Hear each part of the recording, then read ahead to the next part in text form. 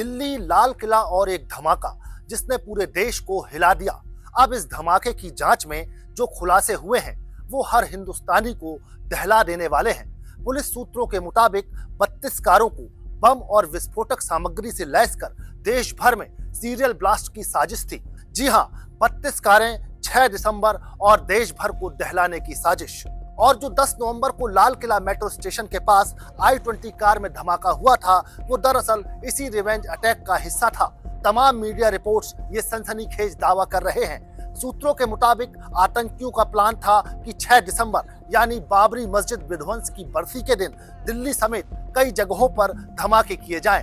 अब तक जांच एजेंसियों ने 4 कारें बरामद की हैं, जिनमें Brezza, Swift Dzire, Eco Sports और I-20 शामिल हैं। ये सभी कारें विस्फोटक सामग्री से भरी जा रही थीं और लक्ष्य था देश को एक ही दिन में कई धमाकों से हिला देना। 10 नवंबर की शाम लाल किला मेट्रो स्टेशन के पास जबरदस्त धमाका हुआ। इस विस्फोट में अब तक 13 लोगों की मौत हो चुकी है। गुरुवार सुबह एक और घायल की मौत के बाद ये संख्या बढ़ गई। 20 घायलों में से 3 की हालत अभी भी गंभीर बताई जा रही है। इस केस में 3 बड़े खुलासे हुए हैं। पहला खुलासा यह है कि लाल किले की रैकी जनवरी में हुई थी। जांच में पता चला है कि यह साजिश जनवरी में रची जा रही थी। गिरफ्तार आरोपियों के मोबाइल डेटा से खुलासा हुआ है कि फरीदाबाद की अल फलाह यूनिवर्सिटी के assistant professor doctor Muzammil Ghani और धमाके में मारे गए डॉक्टर उमर नबी ने लाल किले की कई बार रेकी की थी। उन्होंने वहां की सुरक्षा व्यवस्था और भीड़ के पैटर्न को बारीकी से समझा था। पुलिस को शक है कि आतंकियों की प्लानिंग 26 जनवरी के मौके पर हमला करने की थी, लेकिन वो प्लान फेल हो गया। दूसरा खुलासा यह है कि 6 दिसंबर को दिल्ली पर हमला करने की साजिश रची जा रही थी।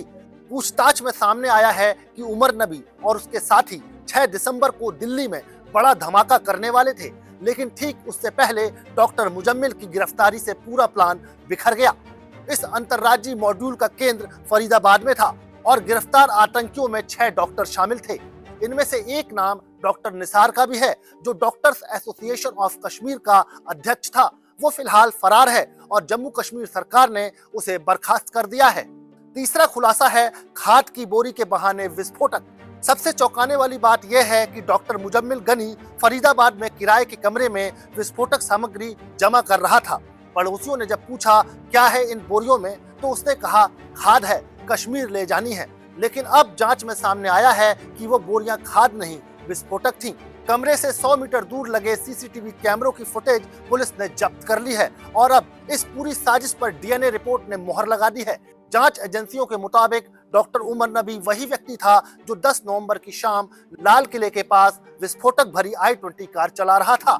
घटना स्थल से जो मानव अवशेष मिले थे उनका डीएनए डॉक्टर उमर की मां से मिलाया गया और मैच हो गया। यानी अब यह साफ है कि डॉक्टर उमर नबी ब्लास्ट में शामिल था और उसी धमाके में मारा गया। जांच एजेंसियां अब यह पता लगाने में जुटी हैं कि इस नेटवर्क में और कौन कौन शामिल था।